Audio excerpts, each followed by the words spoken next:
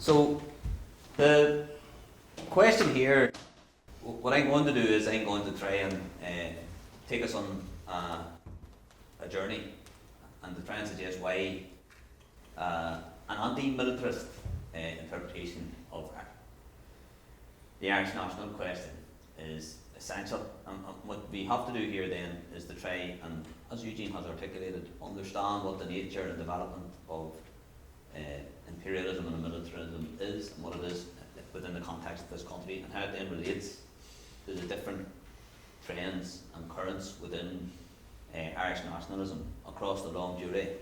But what I will do later on in the talk then is I will tie this then specifically into the development of US imperialism after the Second World War and up until the present day, and the implications that this has in terms of what the Irish national question has been placed within the context of the Irish state's increasing integration into the US imperial bloc, and as we approach perhaps, although it's very much contingent on the wishes of a British Secretary of State, as we approach perhaps the potential unity of Ireland, we want to try and be very cognizant of the lessons that James Connolly has given us at a similar conjuncture in Irish history. Connolly lived at the beginning of the last great age of catastrophe. Anybody's read Alex Kalinikos' recent book, the New Age of Catastrophe, it ends with a quote from James Connolly.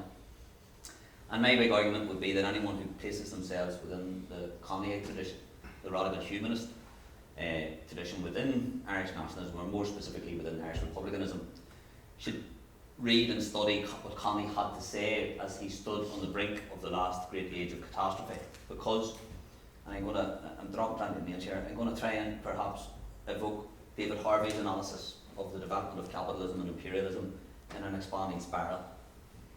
And Ireland was at the very beginning of this process. Ireland was the laboratory of English colonisation and imperialism. And at the different stages in the advancement of capitalism and subsequent imperialism or militarism, Ireland played a crucial part. And at each one of these different historical conjunctures, the majority of the people of Ireland were faced with a dilemma or a choice. And we stand today at a similar crossroads.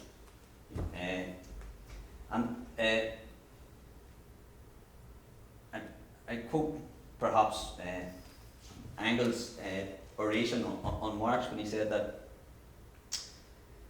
this dialectic between the material conditions that Eugene outlined and the ideological, or what some people call the superstructure, this dialectic between the material transformation of the economic conditions of production, which can be determined with the precision of a natural science, and the legal, political, religious, and artistic or philosophic, in short, ideological forms in which men become conscious of this conflict and fight it out, is crucial, because nationalism is an expression of that. So what we'll try and do is, as we go through this, I'm going to begin, my clicker works, by first of all looking at Connolly and placing Connolly in Ireland in 1915 in an environment where the majority tendency within Irish nationalism, the Irish political establishment in waiting for this home rule that was never properly delivered, were urging Irish people to go out, as John Redmond said, wherever the ferrying line extended into an imperial slaughterhouse. And Connolly's decision then to form an alliance with the most progressive forces within the radical humanist element of Irish nationalism, that is to say the anti-imperialist and anti-sectarian Irish Republican Brotherhood and the revolutionary elements of the Gaelic Revival, this is very much conditioned by Connolly's position during this period. And it's a position that is based on an antipathy to war, full stop. Right? There's a very famous line where Broderick Pierce, who he fight with during Easter week, talks about the red wine of the battlefield, and Connolly says anybody thinks that the world is cleansed by the red wine of the battlefield is a blithering idiot. Right? So the world is, the people who control the world, the current day hegemon, the US and its allies, they speak now that we're in a pre-war period. It's in the news all the time. But this is what Connolly had to say about war. He said, "We have held and do hold that war is a relic of barbarism, only possible because we are governed by a ruling class with barbaric ideas. We have held and do hold that the working class of all countries cannot hope to escape the horrors of war until in all countries that barbaric ruling class is thrown from power. And we have held and do hold that the lust for power on the part of that ruling class is so deeply rooted in the nature and instinct of its members that it is more than probable that nothing less than superior force will ever induce them to abandon their threatening grasp upon the lives and liberties of mankind. And we're now at a point of conjuncture where the barbaric nature of this ruling class is evident, and it's nowhere more evident than in what's currently going on in Palestine. Now, Connolly's remedy to this was revolution, okay? But it was to reassert a tradition within Irish nationalism, or an articulation of the Irish national question, right, on a revolutionary axis, which demanded that we understand the process of history in its totality. Right? That we understand that in order to create a free Ireland, a democratic Ireland, and in order to save humanity from impending ecological collapse, we have to end capitalism. Because capitalism is the genus of all the problems in global society today. It is the engine of warfare and militarism. It is the engine of climate change. This unlimited, unrestrained drive for competitive accumulation is the basis for the next stage of catastrophe. So this is what Connolly's talking about. Now, Connolly faced a constitutional nationalist tendency within Ireland at the time that didn't want independence from the British Empire, didn't want an end to class rule by capitalists. It wanted to carve out a niche at the master's table. It wanted home rule within the empire. We talk about that subsequently. So what Connolly said was, it may well be that in the progress of events, the working class of Ireland may be called upon to face the stern necessity of taking the sword or rifle against the class whose rule has brought upon them and upon the world the hellish horror of the present European war. Should that necessity arise, it would be well to realise that there are no humane methods of warfare. There is no such thing as civilised warfare. All warfare is inhuman. All warfare is barbaric. The first blast of the bugles of war ever sounds, for the time being, the funeral knell of human progress. No, there is no such thing as humane or civilised war. War may be forced upon a subject race or subject class to put an end to subjection of race, of class, or sex, when so waged it must be waged thoroughly and relentlessly, but with no delusions as to its elevating nature or civilising method. And what Connolly's perspective got to the root of is the false dichotomy that lay at the basis of the power of constitutional nationalism as an ideology.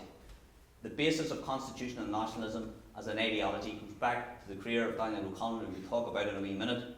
And it was Daniel O'Connell positing this false dichotomy between that great number of Irish people who toiled and were exploited by the class system, who typically demanded full independence and were prepared, as if you read the 1867 Fenian Proclamation, and tried every other avenue, prepared to engage in armed insurrection. Daniel O'Connell labelled these people purveyors of physical force nationalism. That's what they were called. He, in line with the Catholic Church, Cardinal Paul Cullen, he posited constitutional nationalism as moral force nationalism. That the chief dichotomy in Irish politics and Irish nationalist political life were between militant republicanism and peaceful constitutional nationalism. John Redmond's call for Irish people to go and fight in the trenches smashed that to smithereens. Right? And what the Irish political establishment want now is to try and suggest that somehow people who challenge capitalism, people who want to create a free and democratic future for everyone on this planet, that these people are somehow wedded to some sort of physical force tradition, when they are intent on sending Irish people to go and fight for the US imperial hegemon, the state and the empire responsible for the most deaths in the period since the Second World War. So this, and you hear it all the time, but these people are proponents of physical force. But the physical force and the structure of violence that underpinned Irish history from colonisation and conquest right through to the physical force and the structure of violence and the militarism that underpins the domination of imperialism today, that's taken for granted. That's never mentioned. So we're going to take a trip and look, first of all, at the manner of colonisation and conquest in Ireland. And we're going to see that, like Harvey's spiral, right, history changes on an axis. This process of the exploitation of working people, the endless pursuit of surplus value, and then the competition for continuous accumulation that sits on top of it between capitalists and then between imperial states, that this expands across the past 250 or 300 years, and that Ireland was at the beginning of this process. Now you can measure, as Engels said, you can measure the money that's made out of this in pound, shillings and pence or dollars and cents, or whatever you want, right? But this is legitimised and articulated through the ideology of colonialisation and imperialism. Jean-Paul Sartre, in the introductions to Franz Fanon's The Wretched of the Earth, says, how can they get away with this? And he says, how can an elite of usurpers, and he's talking about Pied Noir in Algeria here, but he could be talking about any colonisers, he could be talking about the Zionist state of Israel. He says, how can an elite of usurpers, aware of their mediocrity, establish their privileges by one means only, debasing the colonised to exalt themselves, denying the title of humanity to the natives, and defining them simply as absences of qualities, animals, not humans. This does not prove hard to do, for the system deprives them of everything. Mr. Gallant, a few months ago, we were dealing with human animals. Yeah. And the same thing happened to Jewish people during the Holocaust. Right? That the system left them in such a situation that this does not prove hard to do, for the system deprives them of everything. This is a process that this country was the incubator of this process. The primitive accumulation here in Ireland, the seizure of land in Ireland, was the bedrock of the English aristocracy. Marx says it. He says without the aristocracy of Ireland, the aristocracy of England is nothing. The control of the land system. This finances this imperial expansion. Rack rents in Ireland. So what is your challenge to this? Your challenge to this then is this liberationist interpretation of the national question. It's the radical humanist universalist version of Irish nationalism. And James Connolly was the greatest proponent of it. Now, I wanted to show you this because there's a lot of people who call themselves Marxists and socialists, not so much these days, but back in the past when they were writing history books. And they claimed that Connolly somehow became some sort of Catholic nationalist convert in 1916. Right? These people are either deliberately perverting the historical record, or they're ignorant of what Connolly stood for. He writes this in the Workers' Republic. He writes similar things in Shan Van Vogt before he goes to America, and he says, we mean to be free, and in every enemy of tyranny we recognise a brother, whether be his birthplace, wherever be his birthplace. And every enemy of freedom we also recognise our enemy, though he were as Irish as our hills. The whole of Ireland for the people of Ireland, their public property to be owned and operated as a national heritage by the labour of free men in a free country. That is the tradition that we must locate ourselves in. It is not a chauvinistic tradition. It is not an Ireland's first tradition. It is a perspective based on ending capitalism in Ireland and ending capitalism everywhere as the only means by which we can rescue what's left of human civilization. I don't like being as melodramatic as this, but the sentence is quite clear. Right? And history has taught us that this is a system which generates crises. And the way that these crises have unfolded in our own history, the last time there was a similar economic catastrophe to the one that happened in 2008, it led to the Second World War. Okay? So the question then is, for very good historical reasons, never mind current reasons, Irish people should position themselves at the forefront of the anti-colonial movement. Because colonialism is the basis of the expansion of capitalism, and as Aimé Césaire says quite brilliantly, it was the boomerang of colonialism that returns to Europe at the age of catastrophe during the First World War and the Second World War. It was the practices in the colonies that respond back to Europe. Right? So Europe congratulates itself. European Commissioner talk about the rest of the world as a jungle and Europe as a garden. But the type of hubris and the complacency involved in this is ridiculous.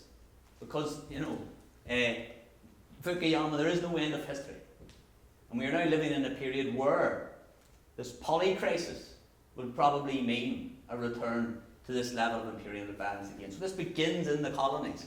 Capitalism comes into the word Marx says, dripping from head to foot, from every pore, with blood and dirt. Marx rightly noted in the colonies the profound hypocrisy and inherent barbarism of bourgeois civilization lies unveiled before our eyes. And their model for the colonies was this country. This is where they saw it, and investigating India.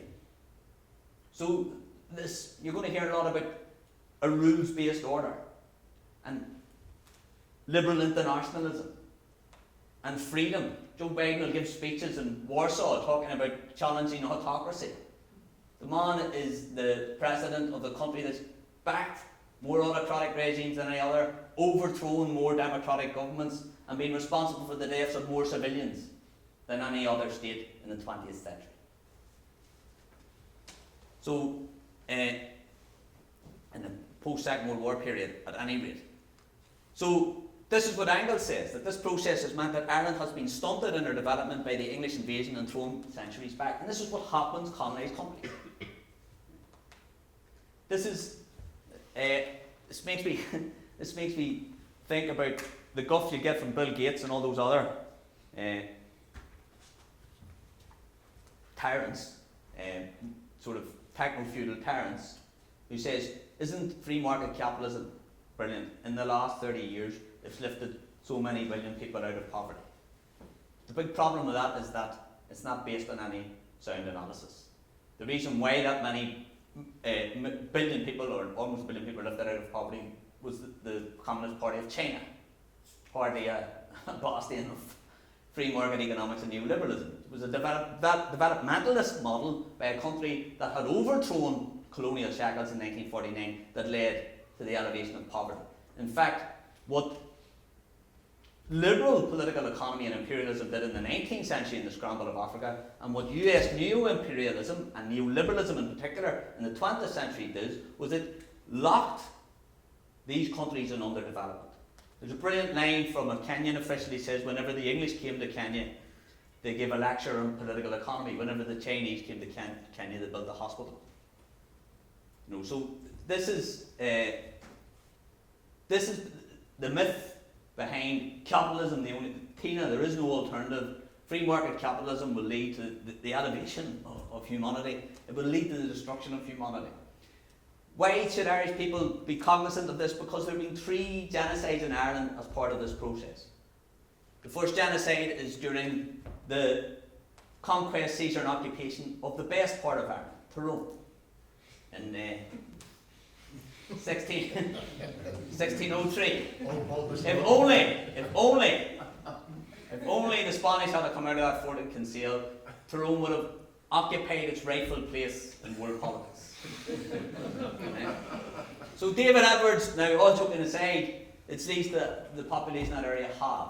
At least Arthur Chichester carrying out a campaign of genocide. It wasn't called genocide then, it was called extirpation. It's in his letters. It's part of government policy. He goes across Lough Neagh and murders every one man, woman and child. Blunt, Lord Mountjoy, policy of scorched earth. This policy is perfected in Ireland and exported all over the world.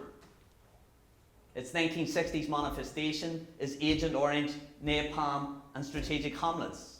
You're watching it on TV now in Gaza. Right? The same thing happens with Cromwell. Congress arrested the country and 41% of the population, on a reliable estimate, is killed. This is the second genocide. Right? Now, I don't want to hear anybody going on about, and weren't the Irish slaves before Africans were slaves? No, they weren't. The majority of people sent to the Caribbean plantations as part of the Cromwellian campaign were like myself. They would have lasted working in the heat about a day. Yeah? Milk bottles. Okay, not fit to deal with tropical illnesses, right? This nonsense that the Irish were chattel slaves who liberated themselves is exactly that. It's rubbish, right? The life of an indentured servant, a white European indentured servant, was not a happy life, but it was nothing on the scale of the slave trade. And this is what you have to try and understand, is that the seizure of land in Ireland creates the financial conditions for the exportation of this model of exploitation across the world. And the first British Empire is based on the genocide of the native population in North America and chattel slavery and the seizure of millions of black Africans. The British Empire, Roger Casement called it the Pirate Empire. It grows out of piracy, genocide and chattel slavery. This is another Irish landlord. His ancestors seized, I think it was 4,000 hectares in Sligo. Right? He's Lord Palmerston. During the third genocide, the Great Irish Famine. And this is how the spiral develops. In the period of primitive accumulation, the Irish people are animals. They're still animals whenever they're being given lessons in political economy. You think about what the Kenyan officials said about China. Whenever a delegation of Irish people turned up to John Russell, the British Prime Minister's at the apartment in Downing Street to complain about the amount of people who were dying in famine, he read them chapters out of Adam Smith's The Wealth of Nations.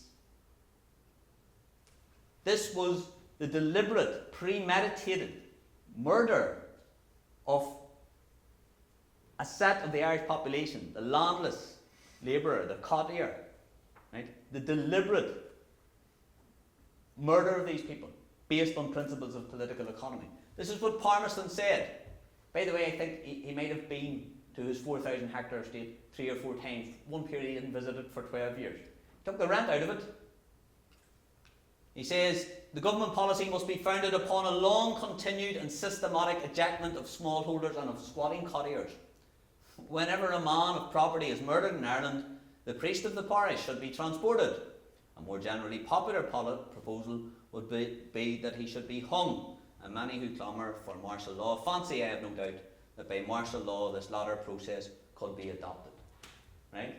Lord Clarendon, the inveterate racist Viceroy of Ireland, writes a letter to Russell, the Prime Minister, and calls this extermination. Everybody's heard Charles Trevelyan's. The famine was ordained by God to teach the Irish a lesson. This is what...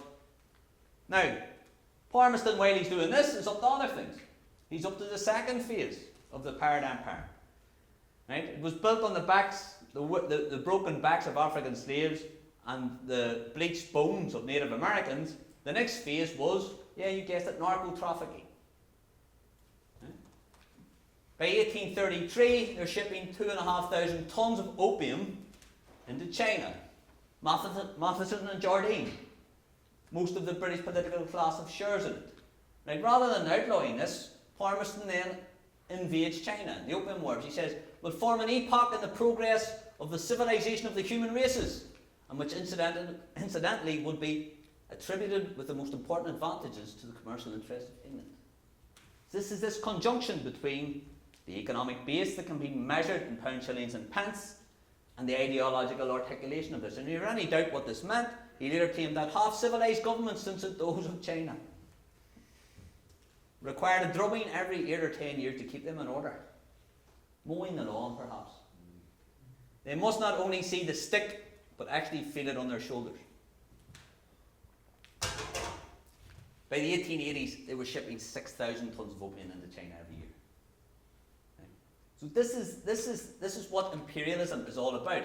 This is what the Times, you dehumanize these people. Imagine the audacity of Palmerston, an absentee landlord and a bully, talking about a civilization like China's, which, you know, had running sewers and its own culture and civilization before the Angles, when the people in England were throwing their poo out onto the street outside.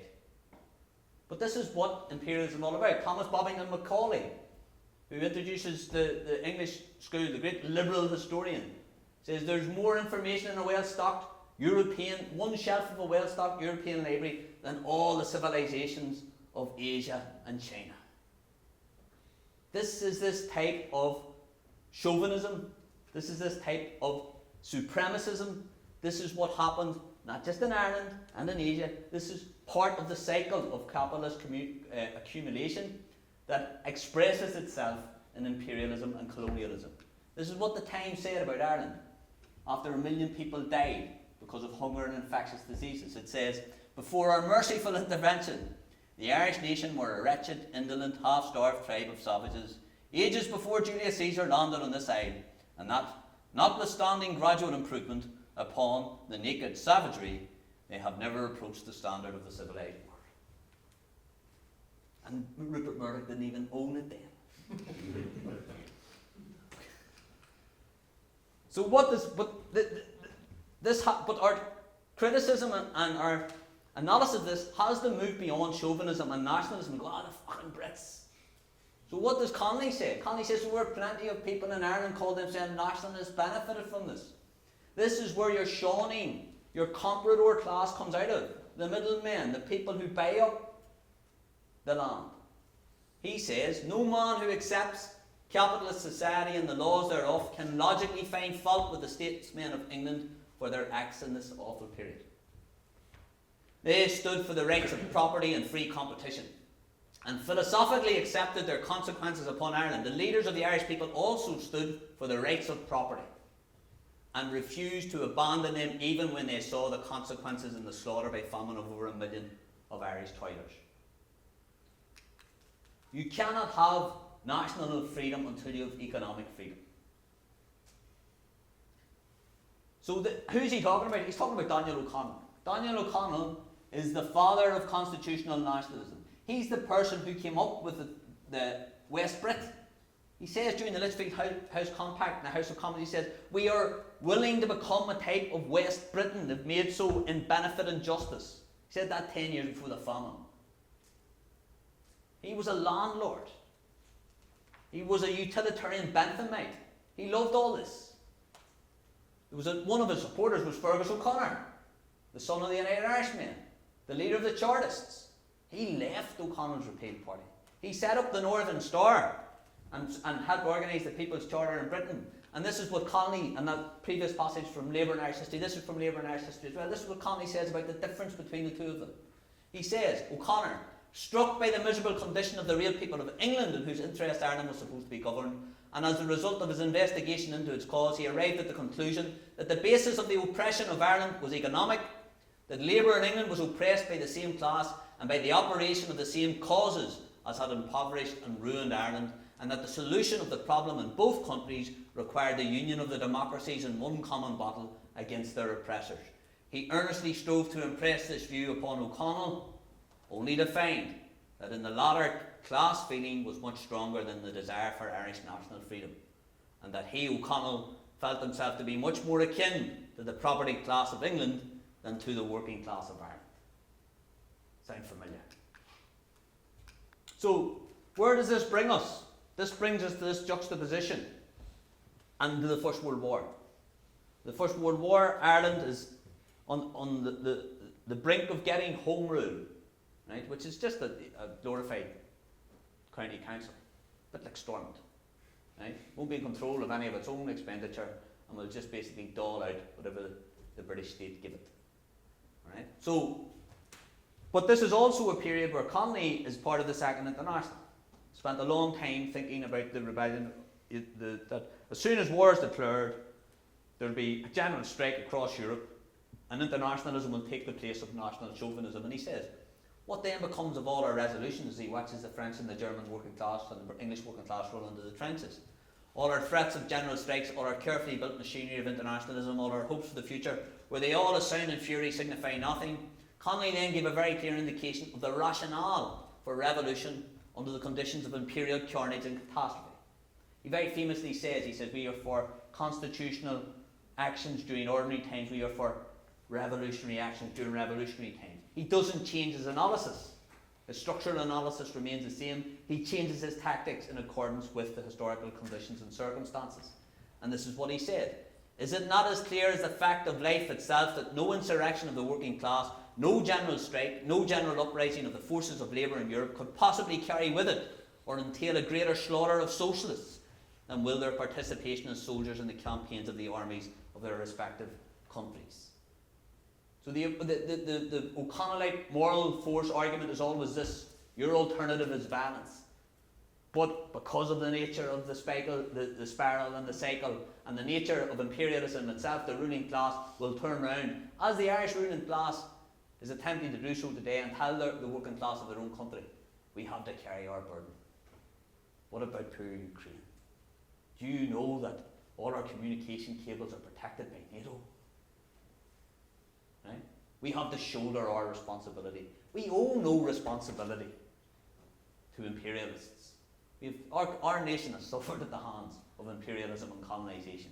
This is what Connolly has said. In a period like this, right, when he says himself, when imperialism is exposed tooth and claw, right, and the working class is meant to make an incredible sacrifice, monumental sacrifice on his behalf, is it not better then to strike for your freedom under those circumstances? And what's he talking about?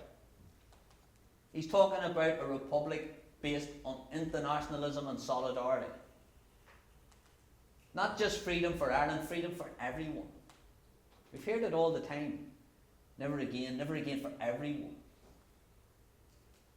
The conception of the Irish national question that we must expose and promote is the universalist conception of what it is to want Irish freedom. Not the chauvinistic one, the universal one. Not a republic as in France, where a capitalist monarchy with an elective head parodies the constitutional abortions of England. Anybody who hasn't seen the constitutional abortions of England hasn't watched the news for the last 10 years. It's like watching an episode of The Addams Family on loop. And an open alliance with the Muscovite despotism brazenly flaunts its apostasy to the traditions of the revolution. Not a republic as in the United States, where the power of the purse has established a new tyranny under the forms of freedom, where 100 years after the defeat of the last British redcoat polluted the streets of Boston, British landlords and financiers impose upon American citizens a servitude compared with which the tax of pre-revolution days was a mere trifle. No, the republic I would wish our fellow countrymen to set before them as their ideal should be of such a character that the mere mention of its name would at all times serve as a beacon light to the oppressed of every land, at all times holding forth promise of freedom and plenteousness as the reward of their efforts on its behalf. So Connolly says, I make no war on patriotism, never have done, but against the patriotism of capitalism. The patriotism which makes the interest of the capitalist class the supreme test of duty and right. Just read the Independent of the Irish Times. Just read the London Times. Just read any British paper. Gahary Hill, I was going to say. That's Irish for especially. The Guardian. And that's all you'll see. I place the patriotism of the working class, the patriotism which judges every public act by its effect upon the fortunes of those who toil. That which is good for the working class I esteem patriotic, but that party or movement is the most perfect embodiment of patriotism which most successfully works for the conquest by the working class of the control of the destinies of the land wherein they labour. So, and when I was reading this, I could think of all the people who snore, and you read them in the Irish, why are you doing compulsory Irish? It's useless. It's a waste of time and money. You should all be going to the Aviva. You know, this like sort of transatlantic ridiculous accent. To me, therefore, the socialist of another country is a fellow patriot, as the capitalist of my own country is a natural enemy.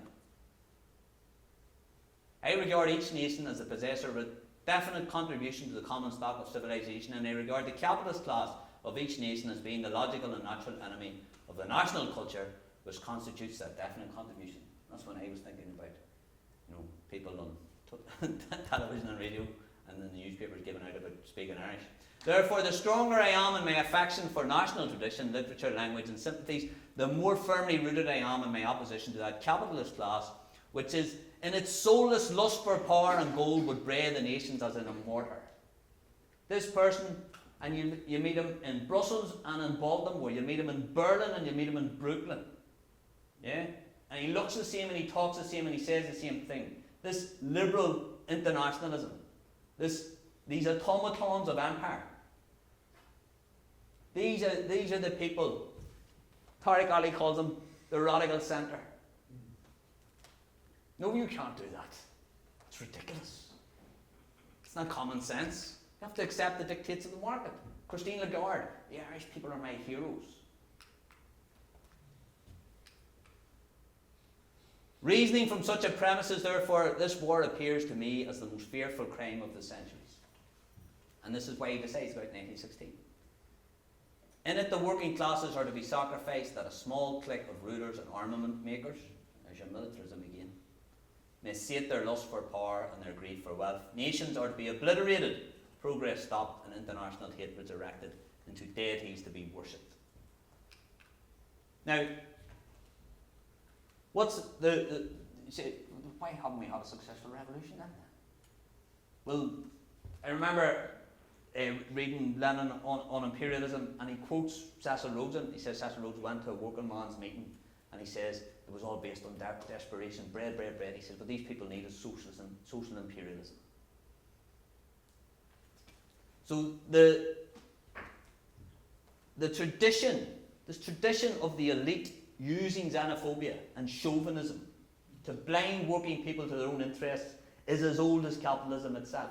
Marx talks about the hatred of the English working class for the Irish working class, like the hatred of the whites for the blacks in the United States of America, only his language is a lot fruitier. This is Robert Tresson, Noonan, an Irishman. This is the ragged-trousered philanthropist, right? And read this, and if it doesn't make you think about the current British tabloids, then your inferential skills probably aren't what they should be. He goes, the papers they read were filled with vague and alarming accounts. The enormous number of aliens constantly arriving and their destitute conditions, how they lived, the crimes they committed, and the injury they did to British trade. These were the seeds which cunningly sown in their minds caused to grow up within them a bitter, undiscriminating hatred of foreigners. The country was in a hell of a state. Poverty, hunger and misery in 100 forms had already invaded thousands of homes and stood upon the thresholds of thousands more. How came these things to be? It was the bloody foreigners. Therefore, down with the foreigners and all their works, out with them, drive the bastards into the bloody sea. The country would be ruined if not protected in some way. It was all quite plain, quite simple. One did not need to think twice about it. It was scarcely necessary to think about it at all. Yes. This is, now, anybody who knows me knows I perhaps frequently critique Sinn Féin from the left. But it strikes me how incredible it is that these people are outside protesting Sinn Féin about the lack of housing in Ireland. Yeah? And then I see that most of the tweets and social media from their accounts are coming from America and Britain, and that they have intimate links with fascists in Britain. And he thinks perhaps that I may publicly support and show solidarity for Sinn Féin on this auspicious day. Yeah? It's not often that happens. Yeah? These are people who don't want any sort of Irish unity to happen. Right? But these are people, right, who are blind to the real interest of the working class. So, US militarism. So I think I've painted quite a bleak picture of British imperialism here, right?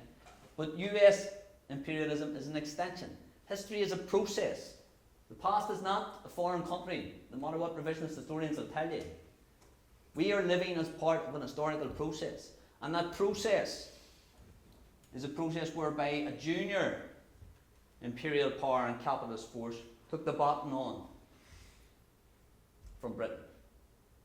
But before we, leave Britain, because in the period in which it became eclipsed, this man here voted the greatest Britain of the 20th century, father of British democracy. Right? This is what he has to say at the Commission on Palestine before the Second World War. He says, I do not agree that the dog in a manger has the final right to the manger, even though he may have lain there for a very long time.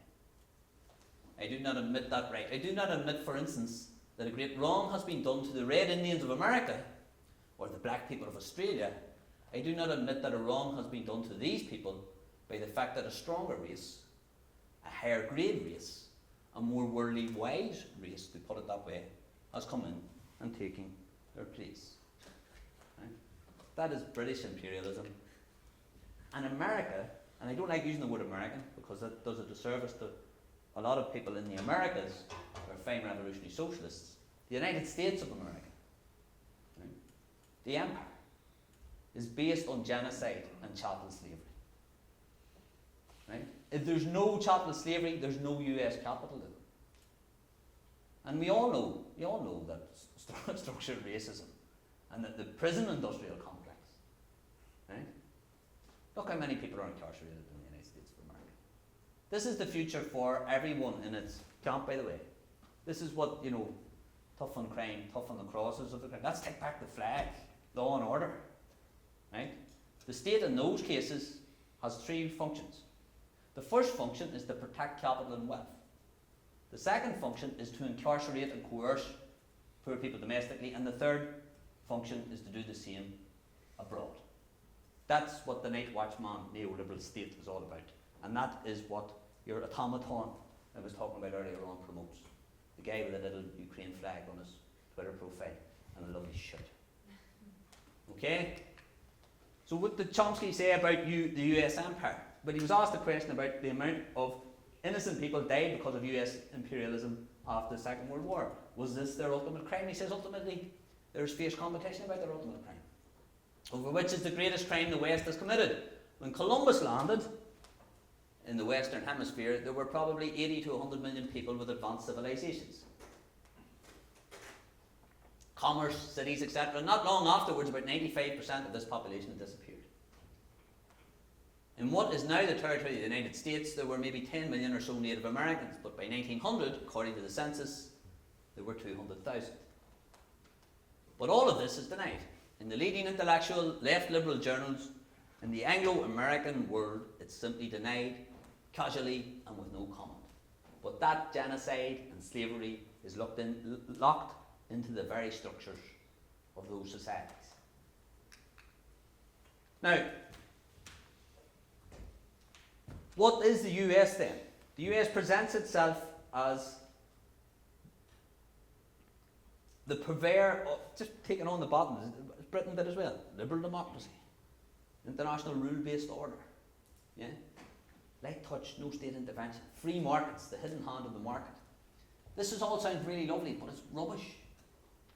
It's not based on the reality, because we can actually locate state intervention and the creation of what Eisenhower, that red under the bed socialist, Eisenhower, talked about in terms of the military-industrial complex.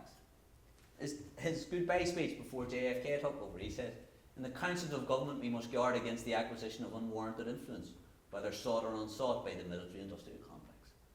The potential for the disastrous rise of misplaced power exists and will persist. We must never let the weight of this combination endanger our liberties or democratic processes.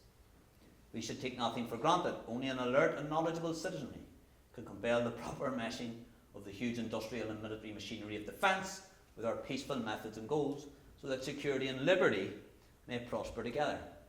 Didn't really turn out that way, did it? So, what do you mean by the military-industrial complex? Well, take two companies. Take Ford, right?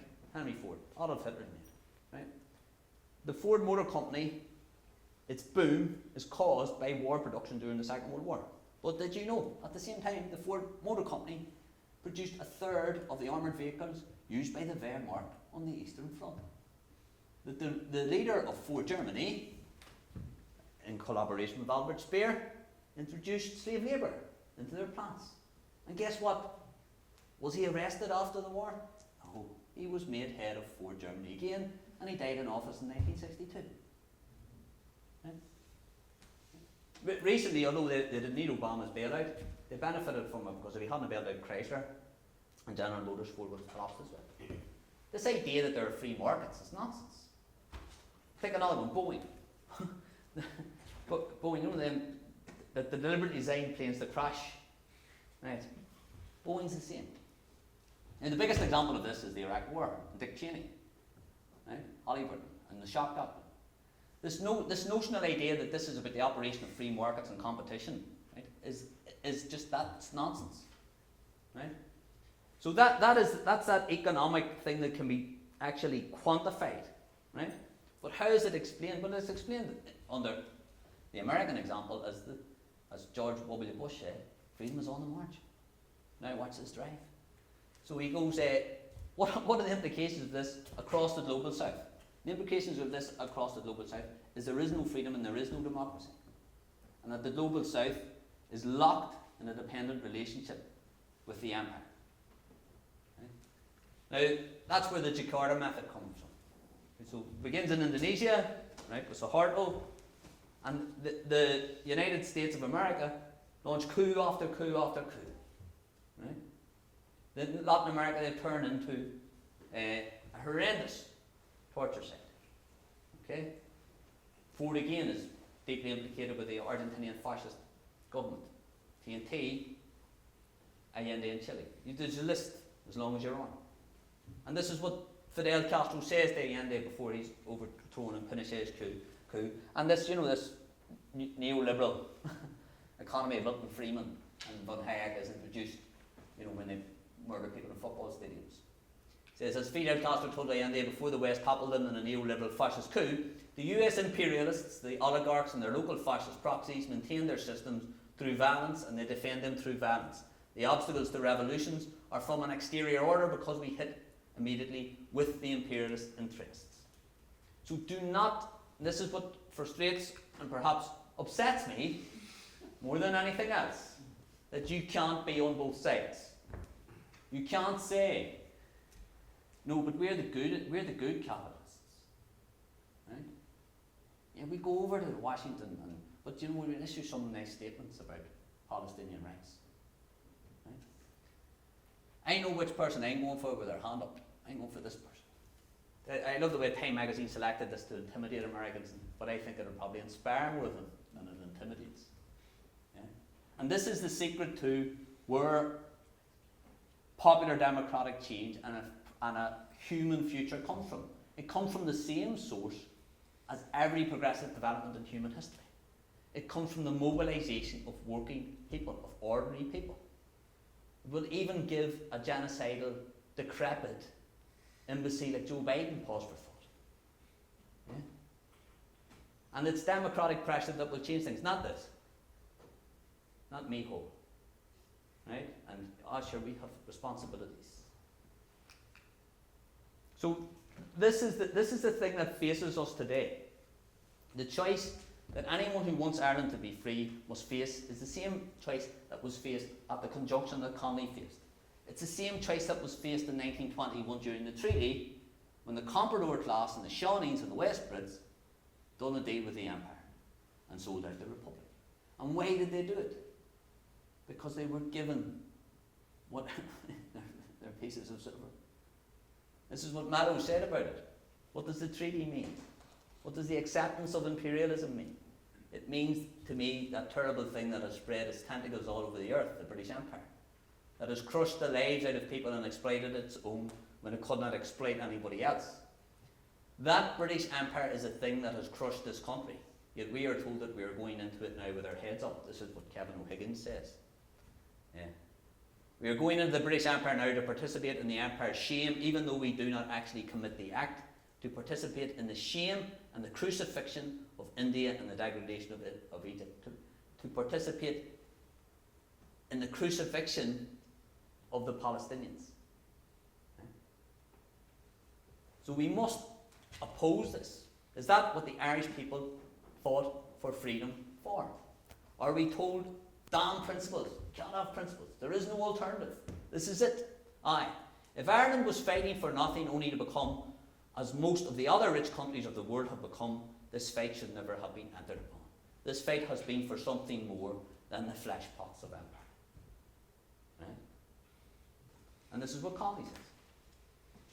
I mean, I'll finish now with some quotes from Connolly. This is actually from a Gaelic League poster shaft in the Gaelic before the revolution. And this is what the national question is about. It's about whether or not the people of Ireland control the destinies of this country, or whether the people of Ireland are imperial lackeys. It's whether or not we have true independence, or we're happy with the crumbs from the imperial table. Now the crumbs have got better recently, I have to admit. We're getting a few more of them. Okay? But this is what it's about. So this is what Connolly says. James Fintan Lawler spoke and conceived of Ireland as a discrowned queen, taking back our own with an armed hand. Our parliamentarians treat Ireland, their country, as an old prostitute, selling her soul for the promise of favours to come. And in the spirit of that conception of their country, they are conducting their political campaign.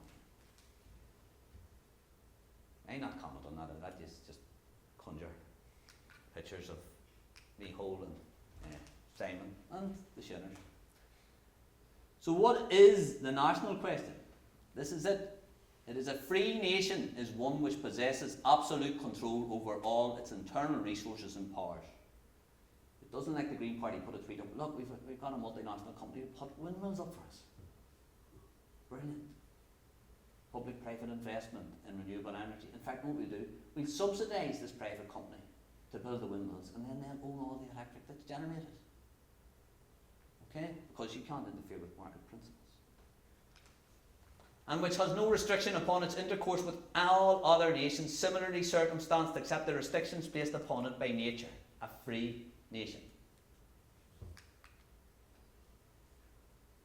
So this is the big question in terms of triple locks.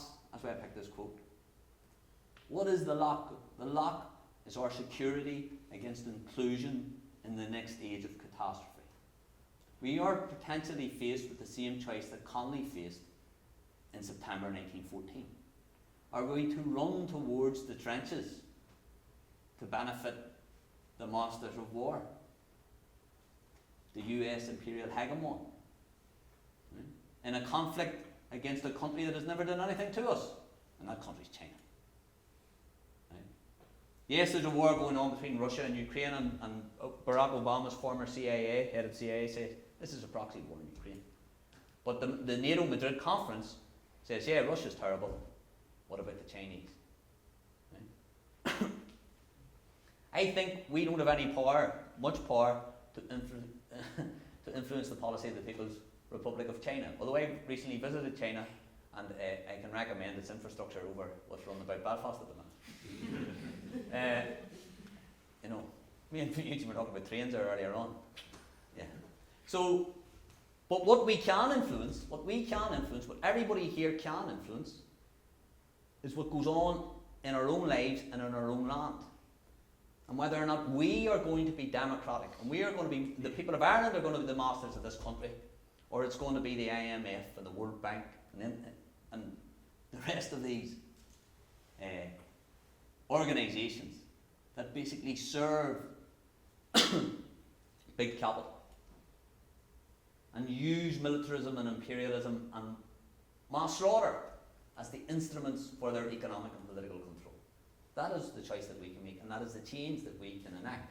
Because our political leadership, our political establishment are wedded to the notion of slipping us over to the battlefields of Europe, or wherever we have to fight. John Redmond's forebears are with us to this day. Connolly refused to engage in that. And this is what Connolly says.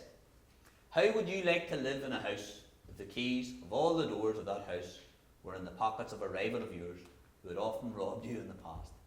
Would you be satisfied if he told you that he and you were going to be friends forevermore, but insisted upon you signing an agreement to leave him control of all your doors and custody of all your keys?